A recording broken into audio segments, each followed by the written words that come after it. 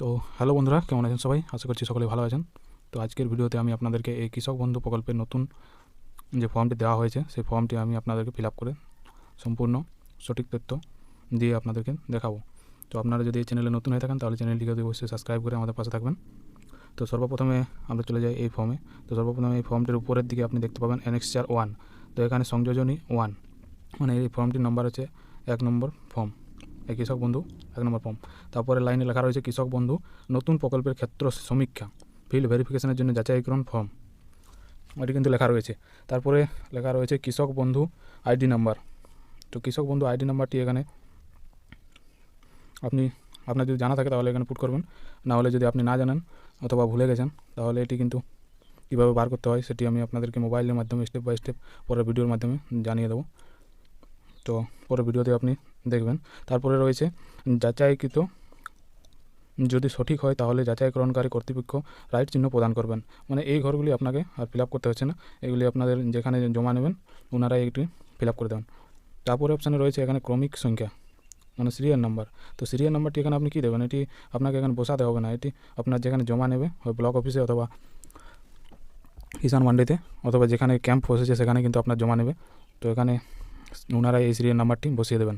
তারপরে কী কী রয়েছে চলুন দেখা যাক। তো সর্বপ্রথমে রয়েছে তথ্যের বিবরণ, সুবিধাভোগীর নাম কৃষক বন্ধু রেকর্ড অথবা পাসবই অনুযায়ী। এখানে কিন্তু আপনাকে নামটি কোনো আধার কার্ডের রেকর্ড অনুযায়ী লিখতে বলেনি, এটি বলেছে আপনার কৃষক বন্ধু আইডি অথবা ব্যাংকের পাসবুক অনুযায়ী আপনার নামটি এখানে লিখতে বলেছে। দেখুন আমি যেমন লিখে রেখেছি, তো সেই রকম আপনিও আপনার নামটি লিখে দেবেন। তারপরে রয়েছে পিতা অথবা স্বামী অথবা স্ত্রী অথবা অভিভাবকের নাম। এখানে যদি আপনার পিতা বেঁচে থাকে তাহলে আপনার পিতার নাম দেবেন, না হলে আপনার স্ত্রীর নাম, না হলে আপনার অভিভাবক, হয়তো আপনার জেঠা কাকা এই ধরনের থাকে তো ওনাদের নাম আপনারা দিতে পারেন এখানে। তারপরের অপশানে চলে যায় তিনে রয়েছে ঠিকানা, অ্যাড্রেস। তো সর্বপ্রথমে আপনার ডিস্ট্রিক্ট, তো সর্বপ্রথমে আপনার জেলাটি সিলেক্ট করতে হবে, মানে জেলাটি লিখতে হবে। জেলার নাম লেখার পরে পরের অপশানে রয়েছে ব্লক, তো আপনার ব্লকটি এখানে লিখবেন। দেখুন আমি যেমন লিখে রেখেছি, এগুলি সব কিন্তু ক্যাপিটাল লেটার লিখবেন, এগুলি ভালোভাবে ক্যাপিটাল লেটার লিখলি। তারপরে আপনার গ্রাম পঞ্চায়েতের নামগুলি লিখবেন, মানে নামটি লিখবেন। তারপরে মৌজা অথবা গ্রাম, তো এখানে আপনি মৌজা অথবা গ্রাম তো কোনটি দেবেন, তো এখানে আপনি গ্রামের নামটি দেবেন, এটি ভালো হবে। তারপরের অপশানে রয়েছে সুবিধাভোগীর বিবরণ, এখানে রয়েছে ব্যাংকের বিবরণ। সর্বপ্রথমে আপনার ব্যাংকের ডিটেলসগুলি এখানে দিতে বলছে। তো 4 নম্বরের অপশানে রয়েছে ব্যাংক ও শাখার নাম। যদি আপনার ব্যাংক SBI হয়ে থাকে তাহলে SBI লিখবেন, স্টেট ব্যাংক অফ ইন্ডিয়া। তারপরে আপনি আপনার এখানেই ব্রাঞ্চ নামটি কমা দিয়ে লিখে দেবেন, কারণ দুটিই লিখতে বলেছে। তারপর আর এটি কিন্তু মানে আপনার যে ব্যাংকটি আগে কৃষক বন্ধু, মানে আগের যে ব্যাংকটিতে কৃষক বন্ধু আপনার টাকা ঢুকতো সেটিই কিন্তু আপনি দেবেন, কারণ সেটি ভালো হবে। তারপরে রয়েছে IFSC কোড, তো এখানে IFSC কোডটি আপনার লাগাতে হবে, আপনার ব্যাংকে যেটা হবে সেটা সেই IFSC কোডটি। যদি আপনার SBI ব্যাংক হয়, স্টেট ব্যাংক অফ ইন্ডিয়া, তাহলে SBIN দিয়ে শুরু থাকবে, এবং আলাদা ব্যাংক হলে আলাদা IFSC কোডটি লাগাবেন। তারপরে রয়েছে অ্যাকাউন্ট নাম্বার, তো আপনার ব্যাংকের অ্যাকাউন্ট নাম্বারটি এই ঘরটিতে লিখবেন। নেক্সট অপশানে রয়েছে 5 আধার সংযুক্ত মোবাইল নাম্বার, মানে আপনার যে নাম্বারটি মানে আধার কার্ডের সঙ্গে লিঙ্ক মানে যুক্ত রয়েছে সেই নাম্বারটি কিন্তু এখানে আপনাকে দিতে বলছে। তারপরের অপশানে রয়েছে আধার নাম্বার, তো আপনার এখানে আধার নাম্বারটি লাগাতে বলছে এই অপশানে, আপনি আপনার আধার নাম্বারটি লিখে দেবেন। তারপরে রয়েছে EPIC নাম্বার, EPIC মানে এপিক নাম্বার যেটা হয়, মানে আপনার ভোটার কার্ডে যে নাম্বারটি রয়েছে সেই ভোটার কার্ডের নাম্বারটি এখানে প্রদান করবেন, মানে এখানে লিখবেন। তারপর এসি নাম্বার, এসি পুরো নাম, মানে এখানে এসি মানে অ্যাকাউন্ট লিখবেন না, এসি মানে হচ্ছে অ্যাসেম্বলি কনস্টিটিউশনসি নাম্বার। দেখবেন আপনার ভোটার লিস্টে কিন্তু এই নাম্বারটি দেওয়া রয়েছে, তো এটি আপনি লিখে দেবেন, না হলে গুগলে সার্চ করে এটি আপনি বার করবেন এবং লিখবেন। তারপরে রয়েছে পার্ট নাম্বারটি আপনি কী দেবেন, তো এটিও কিন্তু ভোটার লিস্টে আপনার পার্ট নাম্বারটি দেওয়া রয়েছে, তো সেটি হিসাবে আপনি পার্ট নাম্বারটি, মানে কারো কাছে যদি ভোটার লিস্ট থাকে তাহলে কিন্তু সেখানে লেখা থাকবে পার্ট নাম্বার, তো সেটি কিন্তু এখানে আপনি লিখে দেবেন। তারপরে রয়েছে সিরিয়াল নাম্বার, তো এটি কিন্তু আপনার ভোটার লিস্ট অনুযায়ী যে সিরিয়ালে আপনার নাম রয়েছে, দেখবেন যদি 1 নম্বর থাকে আপনার নাম তাহলে 1 লিখবেন, যদি 2 নম্বর থাকে 2 লিখবেন, অথবা যদি 100 নম্বর কিংবা 150 নম্বর যত নম্বর থাকবে আপনার নাম, তো সেই সিরিয়াল নাম্বারটি আপনাকে এখানে লিখতে বলছে। তারপরের অপশানে রয়েছে 8 কতে রয়েছে SIR অথবা WBLA 2026 ভোটের জন্য ASDD তালিকায় পাওয়া গেছে এরকম যদি পাওয়া যায় তাহলে ASDD মানে হচ্ছে অ্যাবসেন্ট, A হচ্ছে অ্যাবসেন্ট, B হচ্ছে শিফট, তারপরে হচ্ছে D হচ্ছে ডেথ অথবা ডুপ্লিকেট। তো সাধারণত এটি নোয়ে হবে, তো আপনি এটা নোয়ে করবেন। আপিল অথবা ট্রাইব্যুনাল মুলতবি রয়েছে কি না, তো এখানে আপনার যদি আপনার ট্রাইব্যুনালে কেসটি চলে যায় এসআইআর তালিকায় থেকে, তাহলে কিন্তু এখানে আপনাকে ইয়েস করতে হবে অথবা নো। তো এটি আপনার হিসাবে যেটি হবে সেটি কিন্তু এখানে লিখবেন।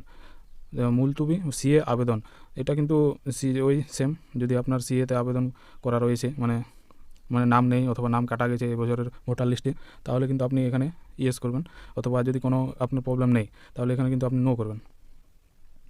তারপরে রয়েছে পিএম কিষাণের সুবিধাভোগী কিনা। যদি আপনি পিএম কিষাণ পান তাহলে এটি কিন্তু ব্লক অফিসের স্টাফরাই কিন্তু বলে দিচ্ছে যে পিএম কিষাণের যদি আপনি পান তাহলে এটি আর পাবেন না। তো এটি আপনার হিসাবে হবে, যদি আপনি পেয়ে থাকেন তাহলে ইয়েস করবেন অথবা নো করে দেবেন। তারপরের অপশানে রয়েছে পেশা, প্রাইমারি অকুপেশন মানে প্রধান পেশা। তো প্রধান পেশা আপনারা সাধারণত যেহেতু এটি কৃষক বন্ধুর জন্য আবেদন করছেন, তাহলে সেই হিসাবে আপনাকে এখানে অকুপেশন কিন্তু ফার্মারই করতে হবে। ফার্মার করলে ভালো হবে। আর যদি আপনি আপনার মানে কোনো জায়গায় কাজ করেন বা এইগুলির মধ্যে পড়ে কেন্দ্রীয় সরকার কিংবা রাজ্য সরকারের আন্ডারে কাজ করেন, তাহলে কিন্তু সেগুলি লাগাতে পারেন, কিন্তু বেসিক্যালি ফার্মারই হবে। তারপরে রয়েছে 11 নম্বর অপশানে চাষযোগ্য জমির বিবরণ, বলে cultivating land holding totals, মানে হচ্ছে চাষযোগ্য জমির বিবরণ। এখানে 11 কতে রয়েছে জেএল নাম্বার, মানে আপনার গ্রামের যে জেএল নাম্বার রয়েছে, তো জেএল নাম্বারটি আপনি এখানে বসাবেন। সেটিও কিন্তু আপনি আপনার খতিয়ানে দেখতে পাবেন, যেখানে আপনার খতিয়ান ডাউনলোড করবেন সেই খতিয়ানটিতে আপনার জেএল নাম্বারটি লেখা থাকবে। তারপরে আপনার খতিয়ান নাম্বার, এখানে আপনার যে খতিয়ান নাম্বারটি আপনার জমির যে রেকর্ডের খতিয়ান রয়েছে সেই খতিয়ান নাম্বারটি আপনি এখানে প্রদান করবেন। তারপরে রয়েছে দাগ নাম্বার, মানে যেগুলো চাষের উপযোগী, ও কিছুগুলি আপনি দিয়ে দেবেন যেগুলি চাষ করার যোগ্য, মানে যেগুলি ক্ষেত হিসাবে রয়েছে, তো সেইগুলি প্লটগুলির নাম কিছু দিয়ে দেবেন। তারপর রয়েছে 11 ঘ, চাষযোগ্য জমির পরিমাণ একরে। যদি আপনার জমির পরিমাণ চাষযোগ্য জমির পরিমাণ 1 একর, 2 একর, 3 একর অথবা 0.5 অথবা 0.3, তো যেমন আপনার থাকবে সেই হিসাবে আপনি এই ঘরটিতে লিখে দেবেন। তারপরে রয়েছে আর তারিখ মানে খতিয়ানের তারিখ, এটি কিন্তু আপনার খতিয়ানে দেখতে পাবেন। এই আরও মানে কবে আপনার এই খতিয়ানটি তৈরি হয়েছে সেটি কিন্তু আপনি আপনার ওই খতিয়ানটিতে দেখতে পাবেন, সেটি আপনি এই ঘরটাতে লিখে দেবেন।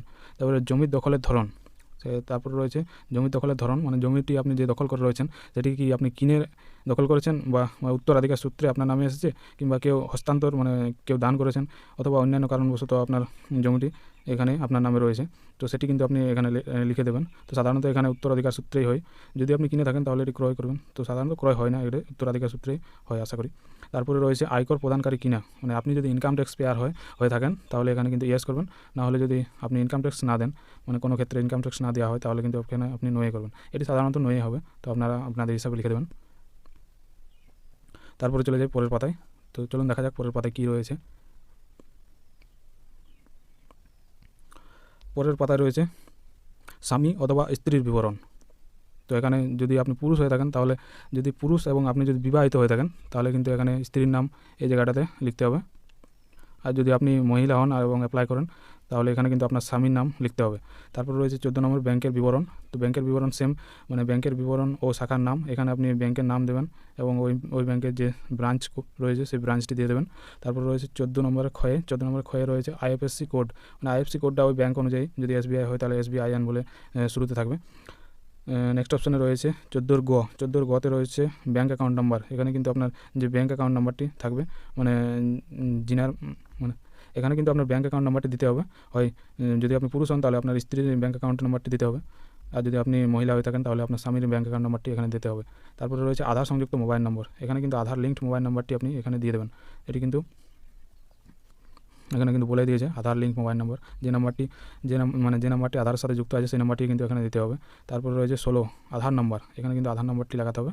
তারপরে ইপিআইসি নাম্বার মানে হচ্ছে ভোটার কার্ডে যে নাম্বারটি রয়েছে, মানে ভোটার কার্ড নাম্বার, ওইটি এখানে লিখে দেবেন। তারপরে রয়েছে এসি নাম্বার, ওই এসি নাম্বার যেটি আমি ওখানে বললাম যে আপনি এটি আপনার ভোটার লিস্ট অনুযায়ী পেয়ে যাবেন, অথবা গুগলে সার্চ করে নেবেন এসি নাম্বার আপনার এলাকার, আপনার বিধানসভার, তো সেটি কিন্তু এখানে আপনি পেয়ে যাবেন।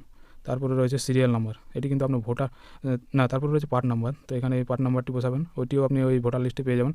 তারপরে রয়েছে সিরিয়াল নাম্বার ওই যেটা বললাম ভোটার লিস্ট অনুযায়ী আপনার নাম যে যত নাম্বার সিরিয়ালে রয়েছে, তো সেই সিরিয়াল নাম্বারটি আপনি এখানে লিখে দেবেন। যদি আপনার 100 হয় তাহলে 100 নম্বরে, 105 হলে 105, সেই হিসাবে আপনি দেখে নেবেন ভোটার লিস্টে, সেখানে যেখানে যে নাম্বারটিতে আপনার নাম রয়েছে সেই নাম্বারটি আপনি এখানে বসিয়ে দেবেন। তারপর রয়েছে KBN সুবিধাভোগী কিনা, যদি আপনি এটি সুবিধাভোগী হয়ে থাকেন, যদি আপনি আগের থেকে এটি সুবিধা পান তাহলে কিন্তু এটি ইয়েস করবেন অথবা নো করবেন। আপনি আপনার যে যিনি রয়েছেন হয়তো স্বামী অথবা স্ত্রী, উনি যদি পেয়ে থাকেন তাহলে কিন্তু এটি ইয়েস করবেন, না হলে নো করবেন। তারপরে SIR WB মানে ওই SIR তালিকা, এগুলো যদি ইয়েস হয় তাহলে ইয়েস করবেন, না হলে নো। 20 নম্বর অপশানে PM কিষানের সুবিধাভোগী কিনা, যদি আপনার স্বামী যদি PM কিষান পেয়ে থাকে অথবা আপনার স্ত্রী PM কিষানের মানে সুবিধা পেয়ে থাকেন তাহলে কিন্তু এটি ইয়েস করবেন অথবা নো করবেন। তো এটি কিন্তু ওনারা যে ব্লক অফিসে বলছেন যাদের PM কিষান রয়েছে তারা কিন্তু এই সুবিধা পাবেন না, এটি কিন্তু সরাসরি বলে দিচ্ছে। তারপরে দেখুন 21 নম্বরে প্রধান পেশা, এটি প্রাইমারি পেশা, আপনাকে আগের অপশানে যেটা বললাম সাধারণত এটি কৃষকে হবে, নাহলে কিন্তু অন্যান্য করলে কিন্তু আপনার এটি বাতিলও হয়ে যেতে পারে, তো তাই সাধারণত এটি কৃষকে করবেন। তারপরে আপনাদের আর কিছু করতে হবে না এই ফর্মটির। এটি এবারে এইখানে একটি রয়েছে এই সুবিধাভোগীর সিগনেচার, আর এটি যিনি অ্যাপ্লাই করছেন এই ফর্মটি, তো বেনিফিশিয়ারি যে রয়েছেন তো তিনি এখানে একটি সিগনেচার করে দেবেন। তারপরে আর আপনাকে এই নিচের পার্টগুলি একটি আর কিছু করতে হবে না, এগুলি ওনারা করে দেবেন। আর আপনি যদি এই কৃষক বন্ধু আইডিটি হারিয়ে ফেলেছেন তাহলে সেটি কীভাবে বার করবেন একদম মোবাইলের মাধ্যমে স্টেপ বাই স্টেপ আমি আপনাদেরকে দেখিয়ে দেবো। তো আজকের মতো ভিডিওটি এখানে শেষ করছি। যদি আপনি এই চ্যানেলে নতুন হয়ে থাকেন তাহলে চ্যানেলটিকে অতি অবশ্যই সাবস্ক্রাইব করে আমাদের পাশে থাকবেন। ধন্যবাদ।